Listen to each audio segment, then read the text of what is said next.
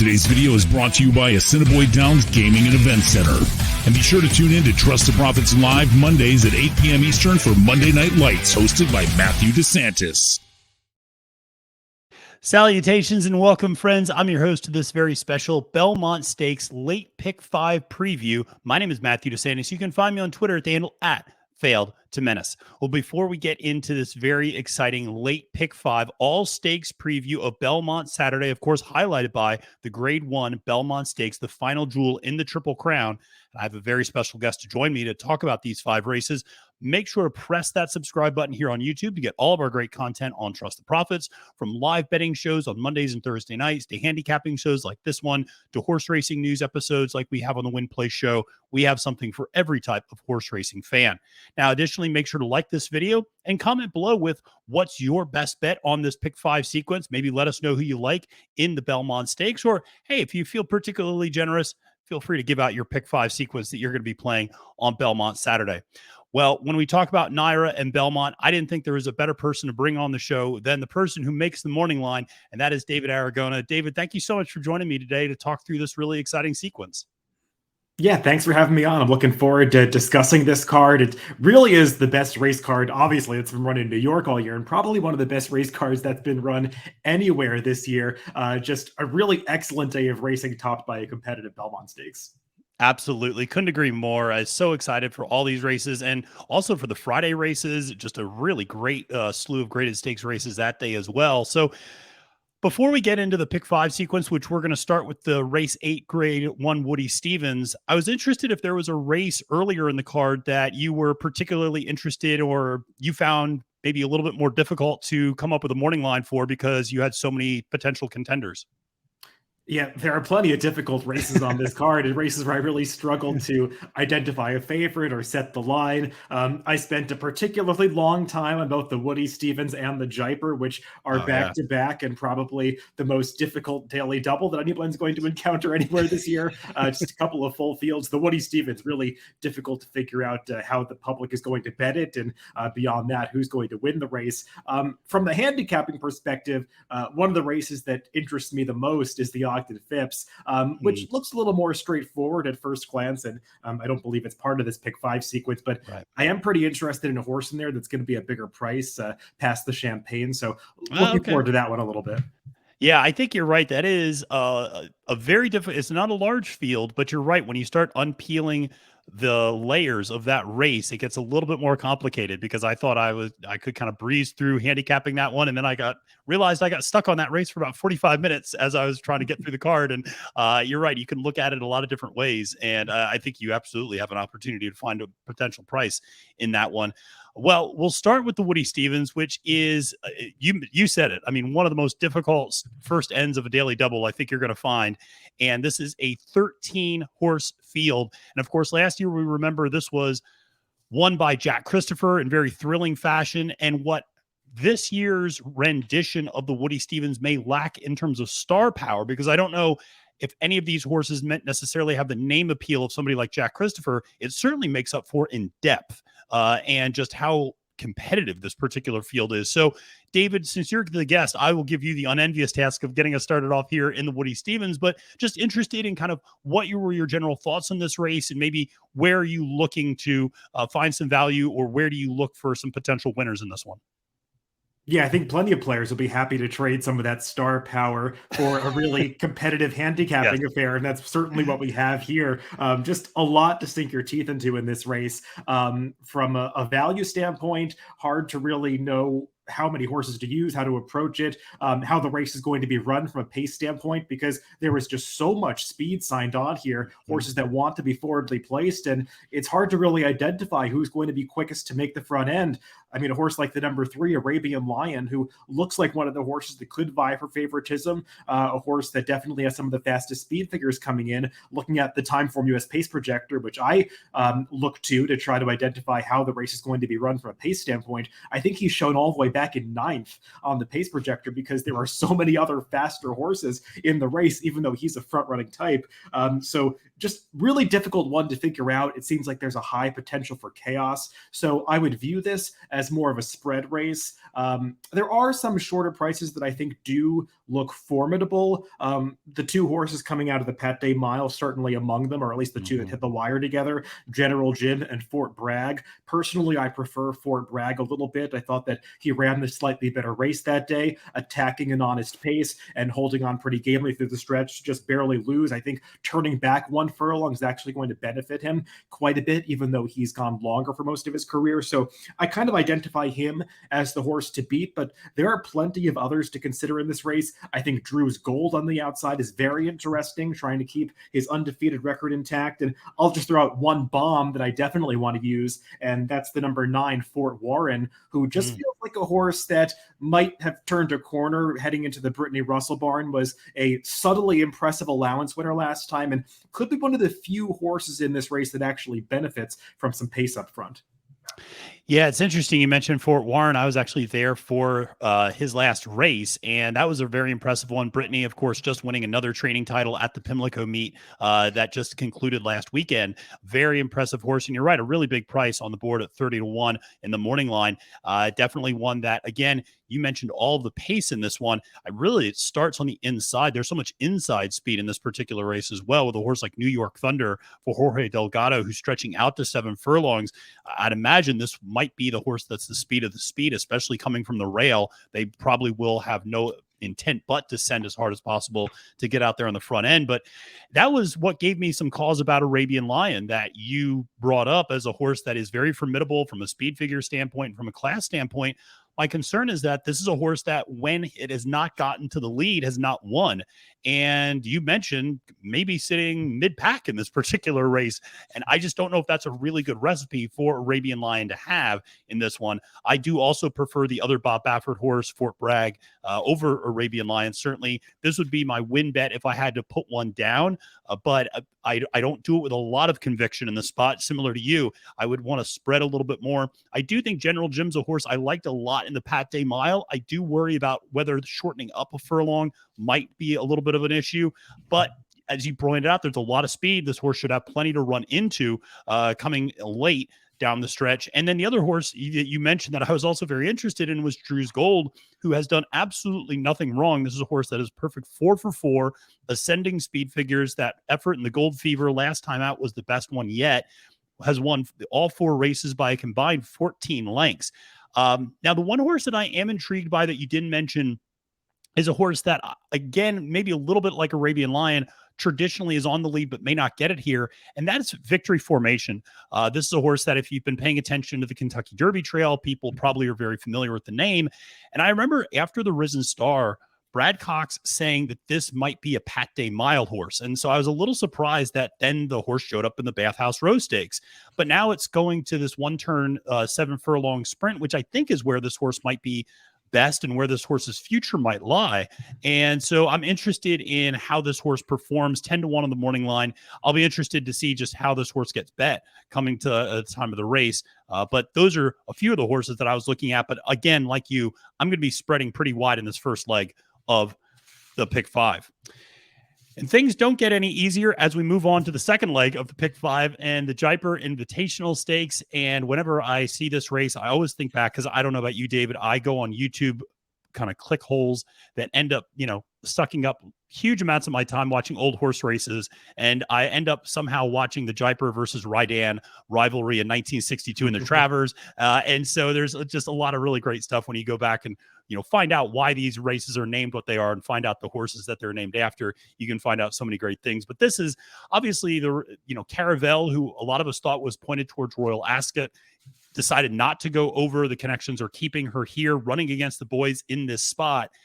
I'll be honest, this is one where I do not like her chances, mainly because of the number 9 horse in this race, Nothing Better, who is to her inside and also represents really strong early speed. One of the things Caravel's gotten away with, I think, is being able to get to the front and being able to set the fractions and be the pace that she wants to be.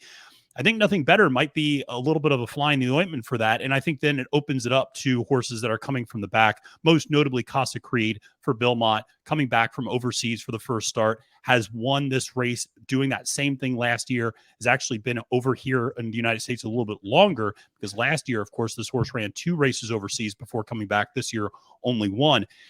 The other horses I'll just very quickly mention in this one, and then I'm interested in your thoughts, is the Wesley Ward runner, Go Bears Go. This is a horse I really liked as a juvenile overseas in Europe and ran really well in that Breeders' Cup Juvenile Turf sprint, and I thought might continue to progress. It feels like this horse is, ended up back in the Wesley Ward barn, and I thought ran a pretty competitive third last time out. You're getting nice odds at 12-1. So that's what I'm certainly interested in. And then Air Force Red for Leonard Powell is another horse with Johnny Velasquez aboard. And it's notable that Velasquez has hopped off Go Bears Go to go on Air Force Red.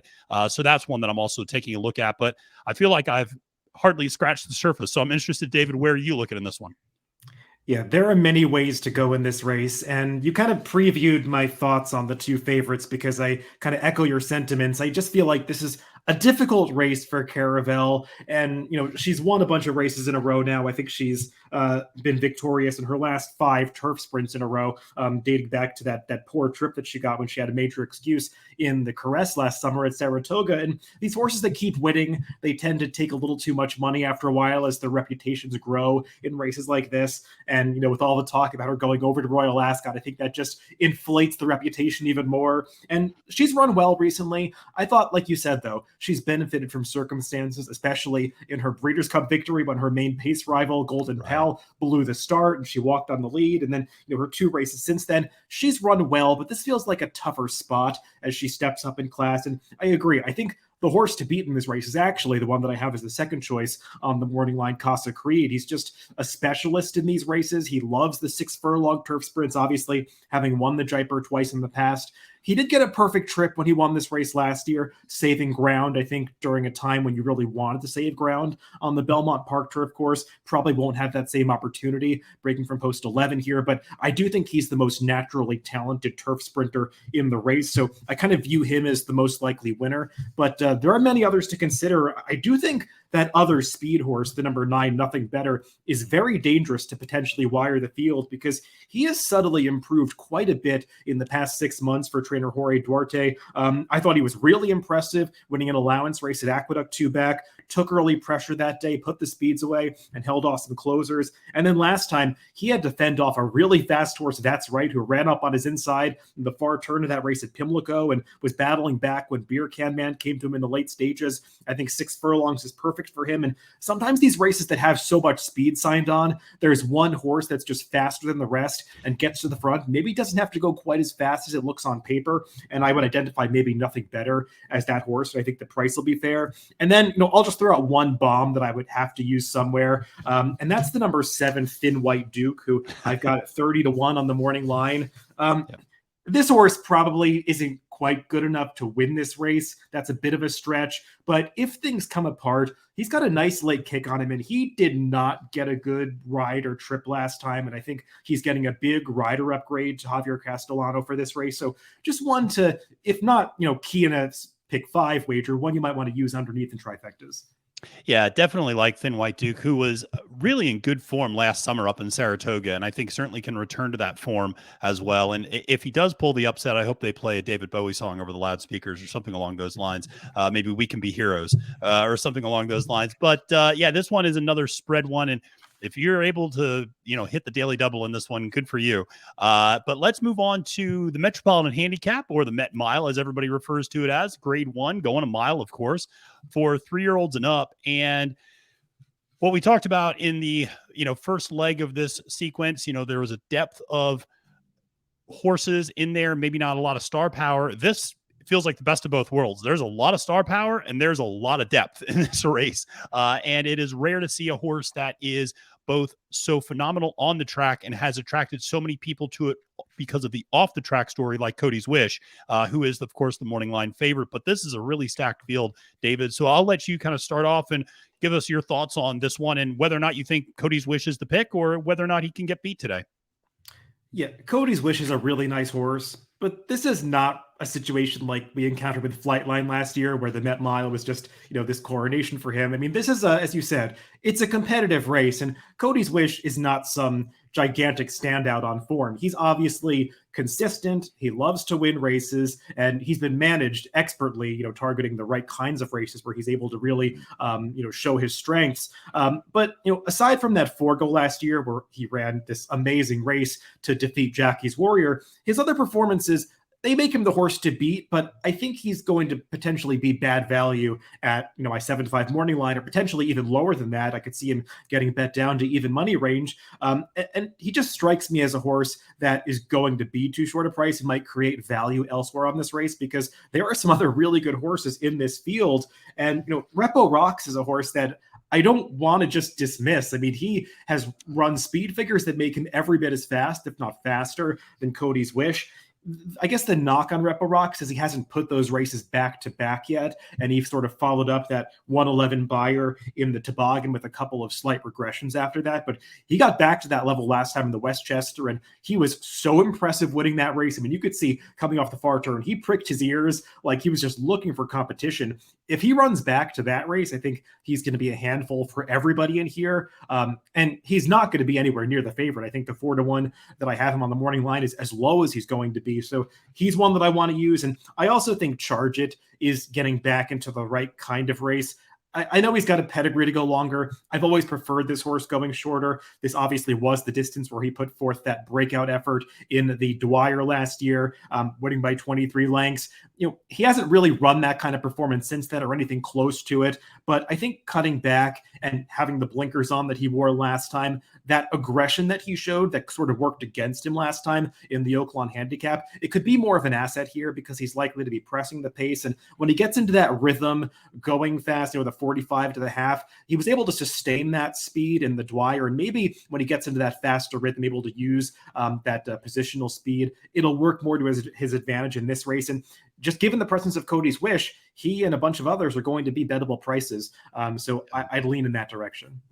Yeah, you're absolutely right. When you have a horse like Cody's Wish that you figure is going to take a fair amount of money, it allows for the board to float up and create very interesting opportunities from a betting standpoint that might not appear on paper when you're first handicapping the race. And agree with your thoughts on this in general. I will say Charge It feels like a horse that everybody is going to hop off on at the wrong time. This is a horse that everybody is very excited about and always feels like he's, going to be the favorite. Everybody's expecting that breakout performance. Again, you mentioned it in the Dwyer. Everybody's expecting that next performance or that next step, something awe-inspiring from this horse. And I feel like a lot of people are kind of now done with this horse after the Oaklawn Handicap. And I feel like this is the time when he gets it back together. And everybody's kind of gnashing their teeth online about, Charge It, getting them when they weren't ready for it this time. So I agree, though. I think the blinkers will help. And I've always liked this horse as a one-turn mile horse as well. I was a little concerned about that effort back at the Gulfstream Park Mile, which was a one-turn mile. But again, you're right, getting the blinkers on, which is a difference from that effort, I think is a big difference. And then a horse that I will mention is Dr. Shivel. I always pronounce it Shivel. Some people say Shivel. Dr. Shivel, a horse that took over a year layoff and then came back and won very impressively at Allowance Company last time out in the West Coast, out in California. And this is a horse that at his best is absolutely a champion sprinter, and certainly, second by a nose to Aloha West in that very thrilling Breeders' Cup Sprint a little while ago. The question is whether or not this horse can get the distance, but I'm very intrigued by them bringing this horse here. And then, of course, Irad Ortiz Jr. hopping up on the mount, I think, is something that was particularly noteworthy because you would imagine that a jockey of his caliber had perhaps a little bit of choices here in this race. And for him to end up going on Dr. Shivel, I thought was noteworthy. 10-1 on the morning line, you're getting a little bit of value.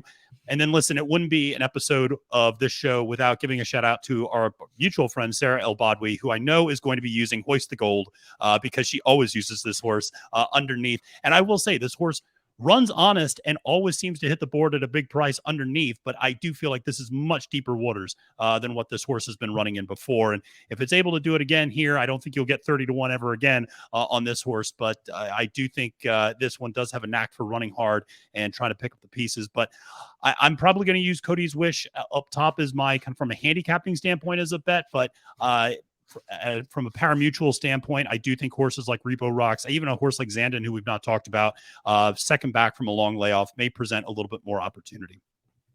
And kind of just jump in, I will say from a pick five standpoint, if you could beat Cody's Wish in this leg, it's going to exponentially increase your return if you're able to hit this pick 5, because he is going to be a horse that a lot of people lean on in this pick 5 sequence, especially given how tempting it is to really spread in races like the Woody Stevens and the JAIPUR. Once you get here, I mean, just given how many horses you're tempted to use in those first few legs, there's going to be a strong temptation to single Cody's Wish. And if you go in a different direction, it might be worth your while. Yeah, absolutely right. I mean, really, you end up thinking about potentially singling in this leg, and I know some people are also thinking about singling in the final leg in the Belmont, potentially. But you're right. This is one where I think a lot of people are going to try to lean on that single to keep the price of their ticket down. But if you can zig when everybody else zags, you might be able to make a nice bit of profit.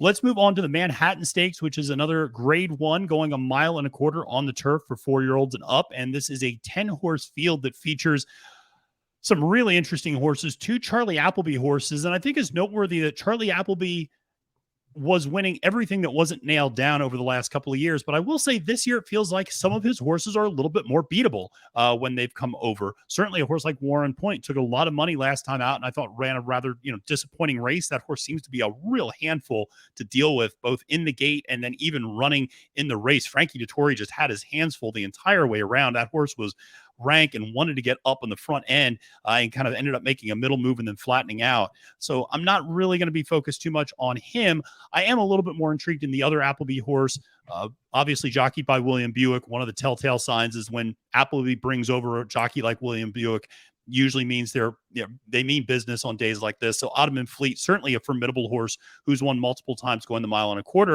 miles. The Todd Pletcher horse, Up to the Mark. Listen, this is a horse that has done nothing wrong in the turf and, has gotten nosed out by Modern Games, 2 back in the Maker's Mark Mile. And then last time out, just won for fun in a Grade 1 at Churchill. And, has Irad Ortiz Jr. up, has some useful speed, so is able to sit a few different types of trips depending on how things break. But I do see this one as I had a tough time getting beyond the first 2 as a potential win threats in terms of Ottoman Fleet or Up to the Mark. But I do think there's some nice values in this race. A horse like Red Knight has obviously shown a lot of talent in previous races as well. The 9-year-old, very cool horse, obviously winning that Man of War last time out. But David, where were you looking in this Manhattan Stakes? Yeah, this just feels like a race where you want to lean towards the new blood. I mean, nothing against horses like Red Knight and, the Rock Emperors and Highest Honors of the world, but we've seen them for a couple of years now, and they're okay. Red Knight, he wins his fair share of races, and, he took advantage of the right kind of setup in the Man of War last time to get that Grade 1 as a 9-year-old. But this feels like a deeper race, a tougher spot. Some of those horses are probably better going a little longer than 1.25 miles. And in the Charlie Appleby runners, and especially Up to the Mark, it just feels like we have some new faces that might be better than those that we're usually seeing in these turf marathon races. And Up to the Mark, I know that he hasn't really beat a field of this quality just yet, but this horse feels like he's really good. I mean, He showed it over the winter at Gulfstream with those terrific late runs that he put in down the short stretch there. I mean, he would just mow those fields down, looking like he didn't have a chance to get there at the top of the stretch, and then he was winning for fun at the end. And I thought that Irad Ortiz was maybe a little overconfident in the Maker's Mark 2 back when he just sort of let this horse get a little too far back, seemed to lack the urgency to really get him motivated until it was too late. And Chez Pierre, who might be one of the most likely winners on this Saturday card, he just dominated that race, being forwardly placed. But last time out, I know it wasn't a particularly strong field in the Turf Classic at Churchill Downs, but he covered ground in that race and just easily ran past those horses. When you win a Grade 1 turf race by nearly 4 lengths, you're doing some real running. And he's stretching out to the 10 furlongs here. I'm not getting too caught up in that. I'm not anticipating it being a major issue. This horse is just really good. So I'm not viewing him as a favorite that's particularly vulnerable. I do think both Charlie Appleby horses can win. I'd probably prefer Warren Point at the better price because Ottoman Fleet, he ran pretty well last time. I didn't think he was beating the strongest field in the Fort Marcy, and he got an absolutely perfect trip to win that race, just sitting on the rail. There was a runoff leader that came back to him, and he ran fine. Warren Point, though, as you were kind of alluding to, things did not go well for him in the Man of War. He missed the break. He was wide, made a premature move. Frankie Dettori, for as all of the amazing rides that he gives in his career, it just seems like he has some trouble putting those rides together at Belmont Park, and it was sort of a disastrous trip for Warren Point. But I mean, he's a horse that has shown quality in the past in Europe and overseas. These two were of similar quality, and he's going to be the better price. So I'd probably lean a bit more towards him, but it's the kind of race where I'd be somewhat surprised if the winner comes from outside the 3, 4, and 8. Yeah, absolutely. I feel like this is one where we talked about, the first 2 legs being very spready races. These feel like, if you have a strong opinion about Up to the Mark, I mean, this actually feels like maybe a little bit of a safer single than a horse like Cody's Wish, potentially, if you're looking to go skinny on a particular ticket. But I wouldn't go any more than 2 deep in this leg, that's for sure.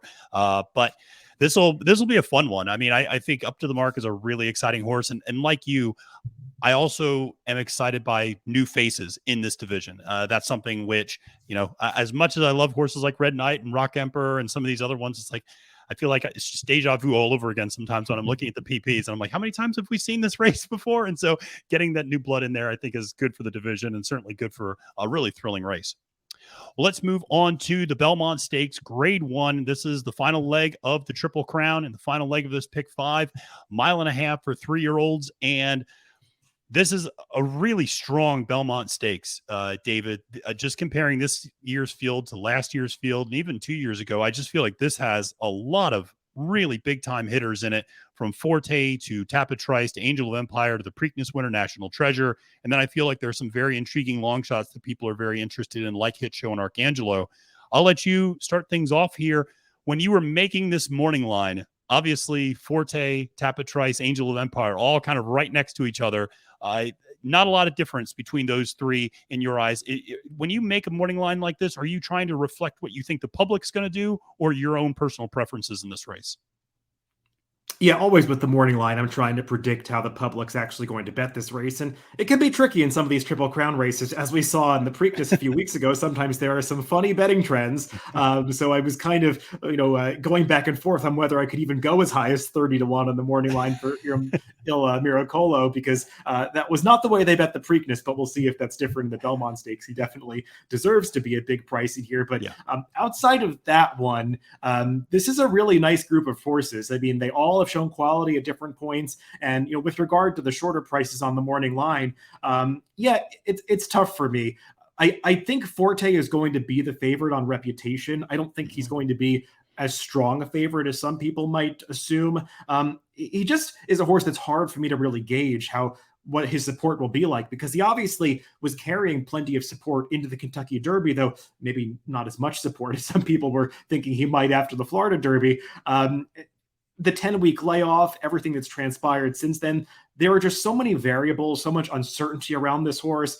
I wonder how players are going to factor that in. I'm sure he's going to get some support based on reputation, but he's just a difficult horse to assess in this race. And it feels like there's a little more certainty around the other Todd Pletcher trainee, Tapatrice, who has been anointed this horse that is just going to do well in the Belmont Stakes from a long way out. I mean, he physically looks that way. It was easy to write off his poor effort in the Derby because that's just not the right race for him with 18 horses signed on. I mean, and clearly on the track, he did not handle it that well. So if you're just giving him a pass for that, I mean, I suppose he makes a lot of sense in here. And Angel of Empire, just a horse that shows up every time. He almost seems like the one that's supposed to be the favorite in this race based on form, but he might not be, just given the strength of the Todd Pletcher runners in the Belmont Stakes and his strong history here. But I'll be very interested to see how this board plays out.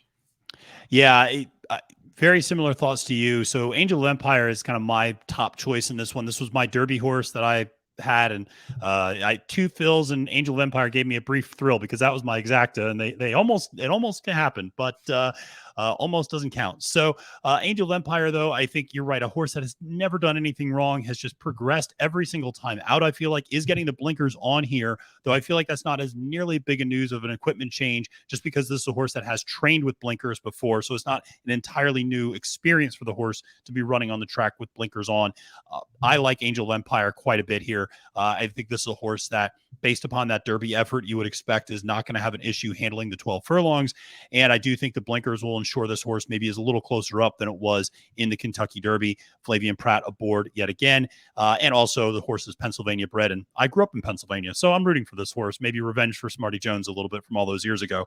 But David, I'm interested when looking beyond those top three, if there was a long shot that you might be a little bit more interested in playing by either vertically or horizontally in this race. I know some people have been talking about Hit Show or Arcangelo. Just didn't wonder your impressions of those, or another horse that maybe you're interested in playing in a sequence. Yeah, I'd agree with you that Angel of Empire is the horse to beat. And I'd probably view him as the one that I would be most likely to use among the shorter prices. But it's the Belmont Stakes. They're all trying a mile and a half for the first time. This is a race that's ripe for some chaos. We've seen it happen in the past. And I'm just always trying to go for a price in a race like this when I don't feel like you can have that much certainty that anybody is going to run well in the Belmont Stakes. I want to keep an open mind. So I'm going to kind of veer away from those shorter prices and try to make cases for a few of the long shots. And I think you can do that with some of the ones you mentioned. Arcangelo, I get the case for him. He's not really for me, but he was impressive last time out and got the pedigree to go longer. Feels like he's attracting some buzz, so we'll see what price he goes off at. Hit Show, I can make a little more of a case for because he ran a sneaky good race in the Kentucky Derby, had to be used early, was put under a ride sort of before other horses on the far turn of that race, making an early move into that pace that fell apart. And it's not like he just completely collapsed at the end. He was really battling on to be fifth in there. Not sure that a mile and a half is what he's really crying out to do, but he's got some positional speed, so maybe that'll work to his advantage in a race like this. So, I could get interested in Hit Show. And then I'm going to make a case for a horse that's an even bigger price on the morning line. The number 9, Red Route 1, is a horse that I just think I can have more certainty that he is going to appreciate this mile and a half distance than I do with anybody else in this field. Not just because he's a deep closer, because that doesn't always work out, but this is just a horse that, in addition to finishing really well in his races, he's shown a lot of stamina. He's a horse that responds really well to his rider. When he gets asked to run, he just, keeps responding. And he's also got the pedigree being a full brother to a horse that we're actually going to see in the Brooklyn earlier in the day, Red Run. And if you look at that horse's PP, he was nothing special in conventional route races, and they stretched about to a mile and a half last time, and he almost won a stakes race, significantly improving his speed figures. And I liked that Red Route 1 showed better tactical speed than he ever had before last time in the Preakness. I know the pace was slow, but he was actually moving ahead of Mage down the backstretch before sort of getting out sprinted at the very end of that race. But he didn't quit running. I mean, he was really moving through the wire and was just badly compromised by the way that race was run in such a merry-go-round fashion. And, I just think he's not getting any buzz coming in here. He's going to be a price. And Joel Rosario has gotten some long shots home in the Belmont before. So I'm going to take my shot with Red Route 1. I love it. And certainly this is a horse you mentioned, Tapatrice, a horse that people have pegged for a long time as a Belmont horse. I feel like Red Route 1 is the other one of these two that has been, ever since we saw him make that huge run late in the Southwest Stakes against Arabian Night, I feel like people have said, oh, just give him more ground, and he's going to like it. And again, it's not just because of the deep closer. The pedigree's outstanding in terms of wanting to go longer as well. And a horse that I'm not worried about the outside post position because he's just going to make a hard left-hand turn and hang out on the rail and be in the back, and that's okay. But like you, I was surprised with that kind of tactical speed he showed in the Preakness, being so close up to the pace. And I think that's one where, and this is an interesting dynamic that I don't even have an answer to yet. But I think the natural assumption is National Treasure is going to go out to the lead and is going to try to do, same song, second verse, sort of the same thing he did in the Preakness, walk the dog up front, go, set very slow fractions. The wild card, I feel like in this race is the biggest long shot on the board, Il Miracolo, who when this horse routes, never get to the lead. And yet the two times this horse won, it was gate to wire fashion. And I just don't know if Antonio Sanyo decides to just send this horse because it's clearly the only option that this horse really has, because it's run against some of these other horses trying to sit mid-pack in other races like the Florida Derby, like the Fountain of Youth, and has not had success. And so I do wonder if they put a little bit more pressure on National Treasure than maybe we're expecting, and maybe some of those fractions are a little bit stronger. And also that opens things up for horses like a Red Route 1, as well as some of the horses that are at a shorter price, like Tapatrice and Angel of Empire. So I know, you all do such a great job with the Timeform US pace indicators and pace projections and things like that. But Il Miracolo is one that I know on paper, from a data standpoint, doesn't show a lot of speed. But I just wonder what the intent is necessarily from Antonio Sanyo and Marcos Meneses for this one. Yeah, that's a really important factor, how they want to ride a race going a mile and a half, because mile and a half races, they're not just about who has the most natural speed. They're, who's going to use their natural speed in the opening, quarter or half mile of this race. And yeah, I mean, the Timeform US pace projector, it does show National Treasure slightly in front, I believe, of both Tappet Shoes and I think Hitch Show. I'm forgetting who else was showing up front in that I think race. Forte was pretty forward too. Forte, maybe. But it does have the fast pace designation, which might seem counterintuitive for a race like the Belmont. But I'm not viewing this as another race where National Treasure just gets to walk along in the front end. Like you were saying, I think there's going to be some intention, not just from Il Miracolo, but also Tappet Shoes is one of 3 Brad Cox trainees in the race, drawing the rail. You have to imagine that they're not going to see the downside to holding this horse back. I mean, they're going to want to, I'm sorry, not see the upside of holding this horse back. They're going to send him forward. And if anything, he'll help the other 2 Brad Cox trainees. Not that he's in here to be some rabbit, but he's done some of his best racing when they've been aggressive with him. So I think he'll be forward. And Il Miracolo, a tough horse for the pace projector to accurately capture, as you were saying, because he's shown different running styles. The pace projector, it averages the recent races. If we were just basing it on the last race, he'd be shown well in front of the field. It's a matter of whether or not they ride him that way again. If they do, he's going to be in front of National Treasure. So I think this is going to be a more competitive pace situation than I've seen some others predicting after this race was drawn. Yeah, absolutely. Going to be an intriguing one. We've had an eventful Triple Crown season, and I think it's going to be a great way to close it out here with the Belmont Stakes. Well, David, thank you so much for joining me. I really appreciate it. And interested in what you have going on this summer. I mean, obviously, the New York racing is going to be shifting up to Saratoga here. Any kind of big developments going on, and big exciting things going on with NYRA and up with Saratoga, or anything going on with DRF and Timeform UF? Mostly more of the same for me. I'm going to try to get up to Saratoga as much as I can. As always, love being up there. But no, just doing my usual Timeform analysis, which you can find on NYRA.com/TimeformUS, and plenty of stuff for the racing form. I'll continue doing my videos every week, which you can find on DRF's YouTube channel. And I also do my bi-weekly podcast with Craig Mulkowski, our Timeform US speed figure maker, where we recap races and then do some handicapping for the weekend. We'll be handicapping this Belmont Stakes card this week, so you can find all that on DRF's channels. Great. Well, thank you so much, David. Again, really appreciate your time. And thank you all for watching this episode of the Late Pick 5 sequence on Belmont Stakes Day. Remember to come back and get all of our great content here on Trust the Profits, including my episode of Capping the Card, where I'm going to take you races 1 through the end of the card and give you my top pick, top value play for every single race on Saturday's Belmont card.